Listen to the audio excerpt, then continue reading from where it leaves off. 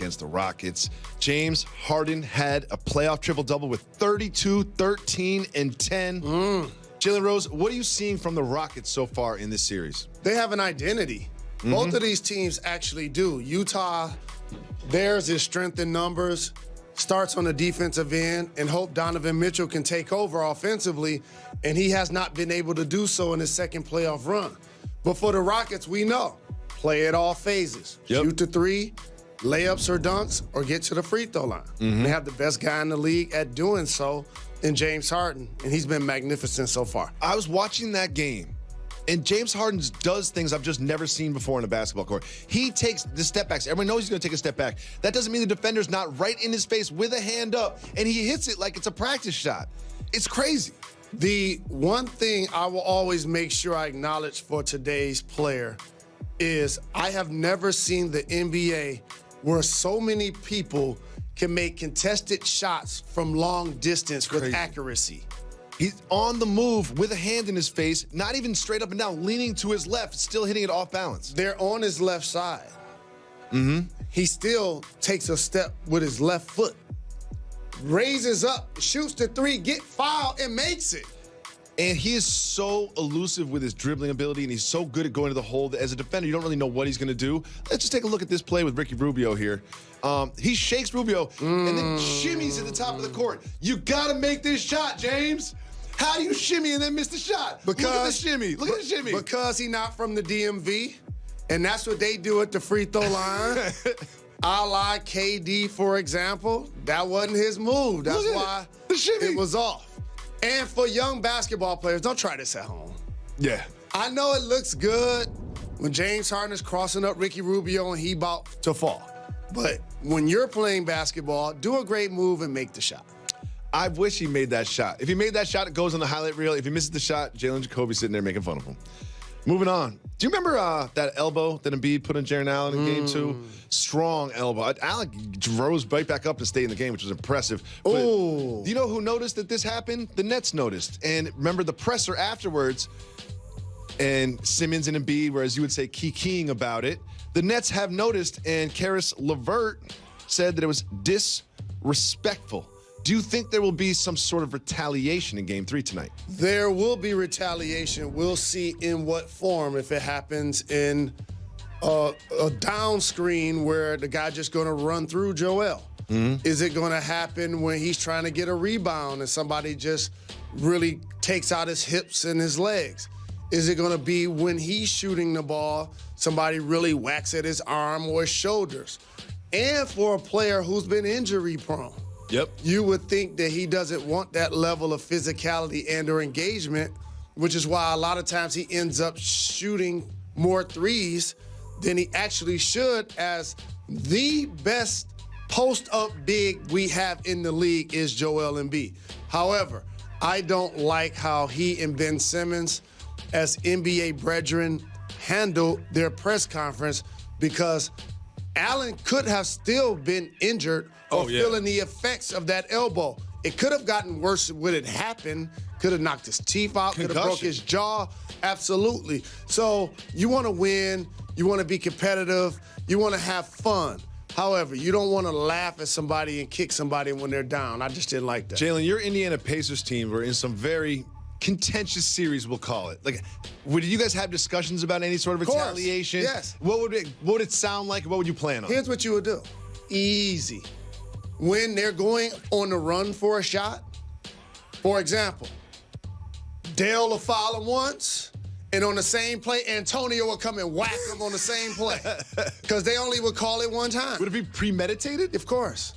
How often would these discussions occur? All of the time. Really? Easy. Think about the teams we were playing against. We were playing against Mike Scotty, but then they had Rodman, okay? We were playing against Spree and Allen Houston and Patrick Ewing, but they had Oakley and Mason. So, like, that is the fiber of the game. Like, going against Philly, they had Dikembe Mutombo. And so, like, this is embedded in what happens, the physicality of the game. And I do anticipate the Nets are going to take that moment personally. Yep. And Joel Embiid, he mixes it up. Like he's been involved in a lot of hold me back moments. Like nothing crazy, but like he's been involved in a lot of them in his short career. Eric Bledsoe this year with the ball throwing incident. Jared Dudley had some criticism of Ben Simmons' game. He said, quote, Ben Simmons is a great player in transition, and once you get him in the half court, he's average. Interesting criticism coming from Jared Dudley. Now, Ben Simmons heard about this and was like, oh, that's just Jared Dudley. Jalen, what do you think about this criticism of Ben Simmons? One of the life traits that I try to embody and mature with is understanding that sometimes your critics are right. And it doesn't matter who's delivering the message. So you could dismiss Jared Dudley and say he's not a superstar or he doesn't have 5 championships. But guess what you need to have an opinion? A mouth. That's all you need. Or social media. That's all you need. Yep. And so it doesn't lessen the message because it comes from Jared Dudley versus if it came from Michael Jordan. With that being said, he's right. That's what I think too. Because in the half court, it's about pace, but more importantly, it's about space. And what I mean by pace is your cuts, your post-ups, how you get into your offense because the defense is set, right? If you have one guy that can't make a free throw and won't attempt a jump shot, that makes you a liability in a lot of ways. I understand where he's coming from. If you go into your mental Rolodex of all of the amazing plays that Ben Simmons has accomplished in the league, a lot of them are in transition. And also, when you watch the game, especially at the end of games, like he gets the ball, he drives the hole, he doesn't really look to finish, he's looking to kick it to somebody. Like, I think Jared Dudley's kind of right, and I think Ben Simmons knows that too. And in today's game, like, I don't think average was a diss. Oh, good point. Yeah, average? He could have said below average, and I probably would have still agreed in half court. So, again, he's a young player. He and Embiid are young men. They're going to learn on the fly. Both of them missed their initial rookie seasons based on injuries. They're leading a basketball team for the second time in a long playoff run that they hope. They got expectations now with adding Jimmy Butler and Tobias Harris. I get it. But there's a level of maturity that both of those guys are going to need to have if this process is going to turn into a championship. Jalen, I'm glad you brought up his maturity because there's something surfaced about Ben Simmons. It has nothing to do with on-court behavior, but it's interesting nonetheless. He was asked about an incident in Orlando and missing a game, and let's just see how he handled it. Let's listen. Ben, there was a story today in the New York Daily News that said you missed the Orlando game because you were out partying, and you haven't commented on it. I just wanted to get your reaction. I'm not worried about, you talking about regular season? Yeah, the most recent Orlando We're talking about playoffs, man. Unless you want to talk about something else, somewhere else, but playoffs right now. He didn't deny it. He didn't say, no way, it wasn't me. He didn't say, who did that? Who said that?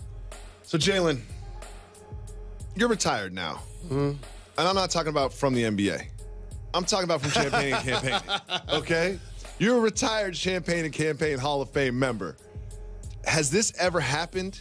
Do players go out and then miss games the next night? All I know is this. There's a team that I'm in the Hall of Fame for. I'm first team, okay? The Ben will never be. That's Champaign and Campaign. Yeah, you are. You might not be in the NBA Hall of Fame, but you're in the Champaign and Campaign Hall of Fame. And here's the deal. Each player, just like anybody that has a normal job, profession, business, or whatever, there's certain people can function on less sleep. Yeah. There's certain people that can be out to wee hours of the morning and still get themselves ready to go perform the next day. Legendary NBA tales. Google all of the people that I put in the Champaign Campaign Hall of Fame. However, you can't have allegations surrounding your name that you missed a game because you was getting it in. There are a lot of players that have been in this league. Even if you can't go, you must go. Even if you don't feel like it. Even if you know you still even if you know you still hung over from the night before, you still got to find a way to put that uniform and go. Another thing is, I don't think allegations like this just come out of nowhere. You know what I mean? And if he had a twisted ankle or if he had a day that he needed a rest, he would have just said it right there to those reporters. Like, this doesn't come out of nowhere. And usually, you know how it works. People stare at their phone all day. So you already know that somebody knows. Once it gets to the New York Times. New York Daily News. Right. You know you're going to be asked about it. Yes, good point. And his answer was, we talking about that was a regular season? No, we're just